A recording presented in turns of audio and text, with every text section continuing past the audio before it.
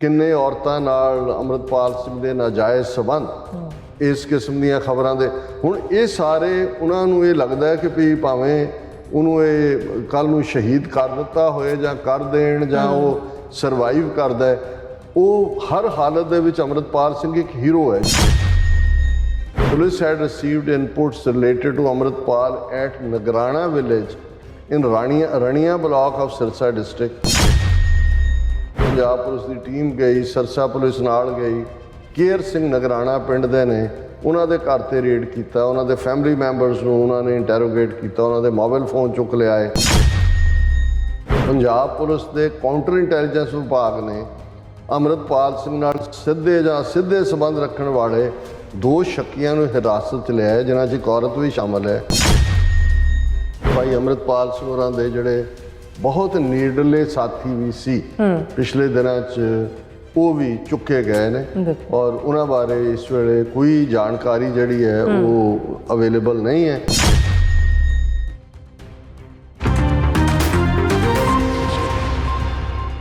Viewers welcome back on program. So viewers गलबात करन जा रहे हैं कि इस वेले भाई अमृतपाल सिंह संबंधी मीडिया ਅਤੇ सरकारी एजेंसियां ने पूरी तरह दड़ ਵੱਟੀ ਹੋਈ है और पिछले हफ्ते तक ये अमृतपाल सिंह ਦੀ हर ਨਸਲੋਂ ਹਰਕਤ ਨੂੰ ਵੇਰਵੇ ਨਾਲ ਬਿਆਨ ਰਹੀਆਂ ਸਨ।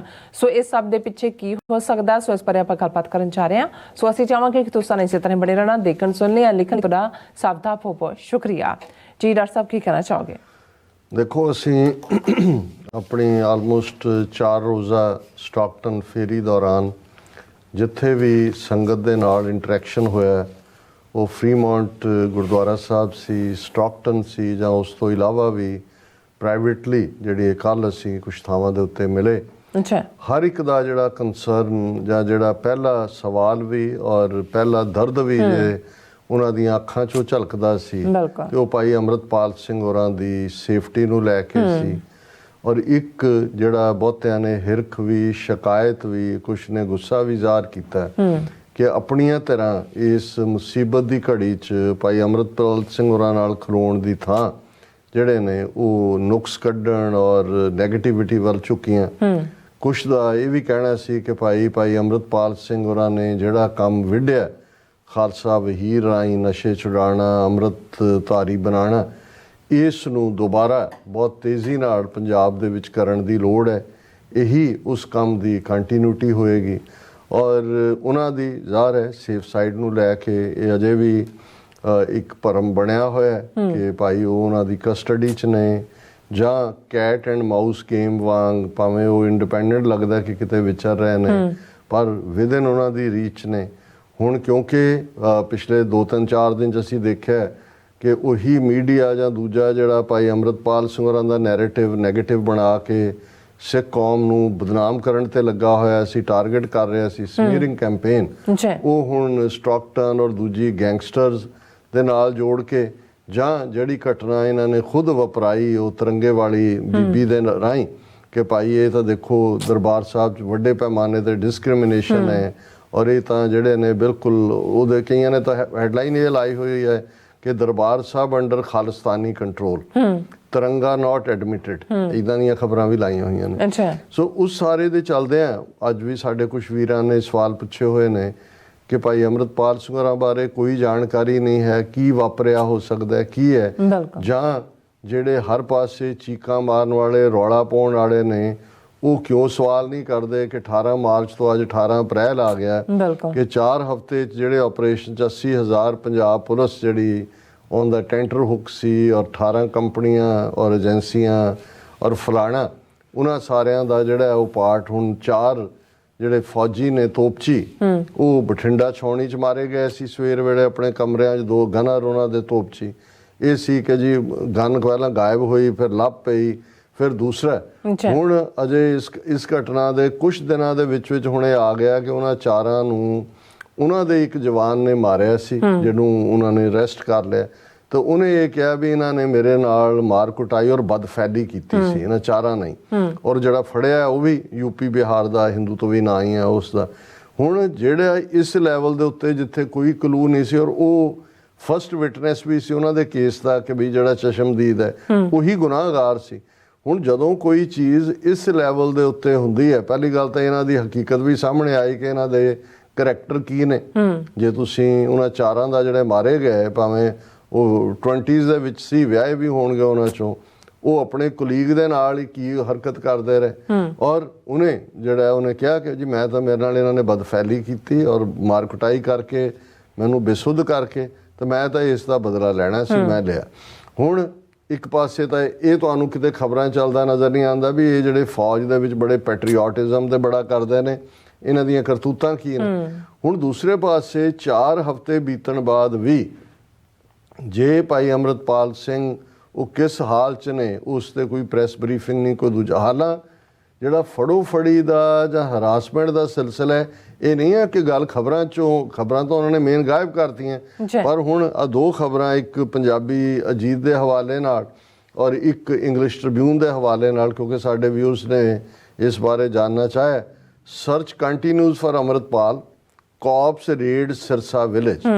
ਹੁਣ ਉਹਨਾਂ ਨੇ ਕਿਹਾ sources said the police had received inputs related to Amritpal at Nagrana village in Rania block of Sirsa district, और उत्थे उन्होंने जिहड़ा वो रेड किया।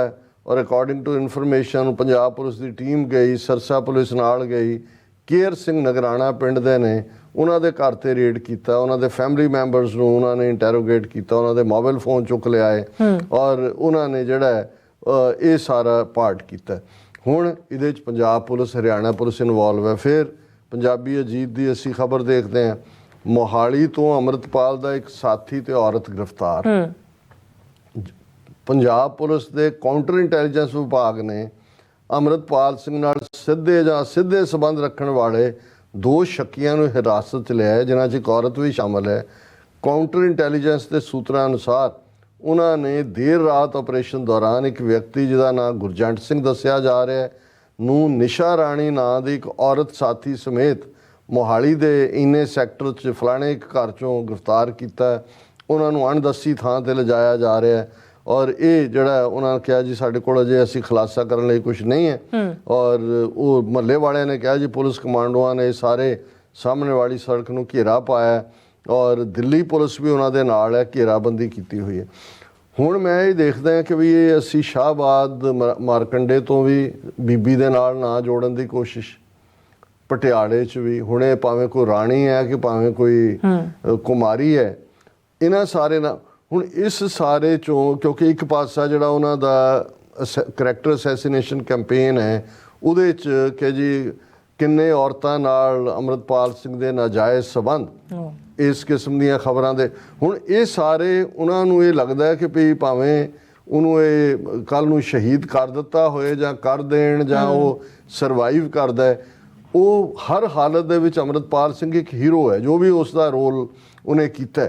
ਹੁਣ ਉਸ ਸਾਰੇ ਨੂੰ ਨੈਗੇਟ ਕਰਨ ਲਈ ਇਹ ਕਹਾਣੀਆਂ ਵੀ ਨਾਲ ਦੀ ਨਾਲ ਲੋਕਾਂ ਦੇ ਵਿੱਚ ਦਹਿਸ਼ਤ ਫੈਲਾਉਣ ਦੀ ਲਾਈਨ ਵੀ ਜਾਰੀ ਹੈ। ਪਰ ਦੂਸਰੇ ਪਾਸੇ ਜਿਹੜੀ 1 ਮਹੀਨੇ 'ਚ ਵੀ ਜੇ ਇਹਨਾਂ ਦੇ ਕਹਿਣ ਮੁਤਾਬਕ ਅੰਮ੍ਰਿਤਪਾਲ ਸਿੰਘ ਅਜੇ ਇੱਥੇ ਚਲਾ ਗਿਆ ਉੱਥੇ ਚਲਾ ਗਿਆ, ਉਹਦੇ ਲਈ ਉਹ ਦੋਸ਼ੀ ਹੈ, ਤਾਂ ਫਿਰ ਪੁਲਿਸ ਦੀ ਅਕਾਊਂਟੇਬਿਲਿਟੀ ਕਿੱਥੇ ਹੈ। ਸੋ ਅਸੀਂ ਸਮਝਦੇ ਹਾਂ ਹਾਲਾਂ ਜਿਹੜਾ ਸਾਡੇ ਥੋੜ੍ਹੇ ਬਹੁਤ ਜਾਣੂ ਸਾਧਨ ਨੇ ਉਹਨਾਂ ਨੇ ਇਹ ਗੱਲ ਦੀ ਤਸਦੀਕ ਕੀਤੀ ਹੈ ਕਿ ਭਾਈ ਅੰਮ੍ਰਿਤਪਾਲ ਸਿੰਘ ਹੋਰਾਂ ਦੇ ਜਿਹੜੇ ਬਹੁਤ ਨੇੜਲੇ ਸਾਥੀ ਵੀ ਸੀ ਪਿਛਲੇ ਦਿਨਾਂ 'ਚ ਉਹ ਵੀ ਚੁੱਕੇ ਗਏ ਨੇ ਔਰ ਉਹਨਾਂ ਬਾਰੇ ਇਸ ਵੇਲੇ ਕੋਈ ਜਾਣਕਾਰੀ ਜਿਹੜੀ ਹੈ ਉਹ ਅਵੇਲੇਬਲ ਨਹੀਂ ਹੈ। ਇਸ ਤੋਂ ਬਿਨਾਂ ਕਿ ਉਹ ਜਿਹੜੇ ਨੇ ਇਸ ਵੇਲੇ ਕੋਈ ਖਬਰ ਉੱਥੋਂ ਨਿਕਲ ਕੇ ਨਹੀਂ ਆ ਰਹੀ ਔਰ ਇਹ ਕਨਫਰਮਡ ਹੈ ਕਿ ਵੀ ਉਹਨਾਂ ਦੇ ਬਹੁਤ ਕਰੀਬੀ ਸੱਜੇ ਖੱਬੇ ਜਿਹੜੇ ਸਾਥੀ ਉਹ ਪੁਲਿਸ ਨੇ ਚੁੱਕੇ, ਲੇਕਿਨ ਪੁਲਿਸ ਵੱਲੋਂ ਕੋਈ ਬਰੀਫਿੰਗ ਨਹੀਂ ਹੈ ਔਰ ਜਿਹੜੇ ਇੱਥੇ ਵੀ ਕੋਈ ਕੰਟੈਕਟ ਜਾਂ ਦੂਜੇ ਨੇ ਰਾਈਟਲੀ ਸੋਚ ਹੈ ਉਹਨਾਂ ਨੇ ਵੀ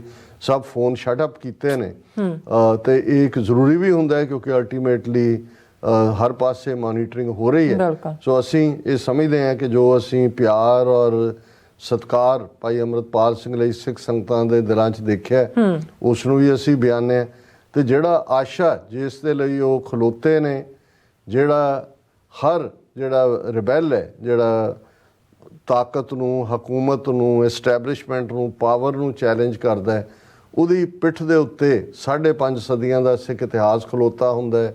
ਉਹਦੀ ਪਿੱਠ ਦੇ ਉੱਤੇ ਸਰਹੰਦ ਦੀ ਕੰਧ, ਚਮਕੌਰ ਦੀ ਗੜੀ, ਔਰ ਉਹ ਮੁਸ਼ਕਲਾਂ ਦਾ ਦੌਰ ਵੀ ਹੁੰਦਾ ਹੈ। ਔਰ ਮੈਂ ਕਨਕਲੂਜਨ ਇਹ ਸੈਗਮੈਂਟ ਦੇ ਤੋਂ ਪਹਿਲਾਂ ਵੀਰ ਅਮਰਦੀਪ ਸਿੰਘ ਗਿੱਲ ਜਿਹੜੇ ਮੈਂਟਰ ਔਰ ਸਾਥੀ ਔਰ ਦੀਪ ਸਿੱਧੂ ਦੇ ਨਾਲ ਵੀ ਔਰ ਜਿਹੜੇ ਬੜੇ ਫਿਲਮੀ ਦੁਨੀਆ 'ਚ ਵੀ ਇਹਨਾਂ ਦਾ ਆਪਣਾ ਨਾਂ ਹੈ, ਲੇਕਿਨ ਗੁਰਸਿੱਖੀ ਸਿਧਾਂਤ ਨੂੰ ਸਮਝਦੇ ਆ। ਉਹ ਆਪਣੀ ਕਲਮ ਰਾਹੀਂ, ਪੋਇਟਰੀ ਰਾਹੀਂ ਅਜੋਕਾ ਜੋ ਦੌਰ ਹੈ ਉਸ ਦੇ ਵਿੱਚ ਇੱਕ ਚੇਤਨਾ ਵੀ ਪੈਦਾ ਕਰ ਰਹੇ ਨੇ। ਉਹਨਾਂ ਨੇ ਆਪਣੀ ਜਿਹੜੀ ਇੱਕ ਨਜ਼ਮ ਜਿਸ ਦਾ ਉਹਨਾਂ ਨੇ ਕਿਹਾ ਹਾਕਮ ਦੇ ਨਾਂ, ਇਨ ਦਾ ਨੇਮ ਆਫ ਦਾ ਰੂਲਰ, ਇਸ ਨਗਰੀ ਦੇ ਹਾਕਮ ਤੋਂ ਮੈਨੂੰ ਕੋਈ ਆਸ ਨਹੀਂ, ਇਸ ਨਗਰੀ ਦੇ ਹਾਕਮ ਤੇ ਰੱਤਾ ਵਿਸ਼ਵਾਸ ਨਹੀਂ, ਕਿਉਂਕਿ ਸਭ ਝੂਠ ਦੇ ਉੱਤੇ ਮਬਨੀ, ਹਰ ਚੀਜ਼ ਕੂੜ ਕੂੜ ਕੂੜ। ਬਿਲਕੁਲ। ਇਸ ਨਗਰੀ ਦੇ ਹਾਕਮ ਤੋਂ ਮੈਨੂੰ ਕੋਈ ਆਸ ਨਹੀਂ, ਇਸ ਨਗਰੀ ਦੇ ਹਾਕਮ ਤੇ ਰੱਤਾ ਵਿਸ਼ਵਾਸ ਨਹੀਂ, ਇਸ ਨਗਰੀ ਦਾ ਹਾਕਮ ਮੁੱਢ ਤੋਂ ਹੀ ਲੁਟੇਰਾ ਹੈ, ਉਸ ਦੇ ਮਹਿਲੀਂ ਚਿਣਿਆ ਹੋਇਆ ਹਰ ਸਿਰ ਮੇਰਾ ਹੈ।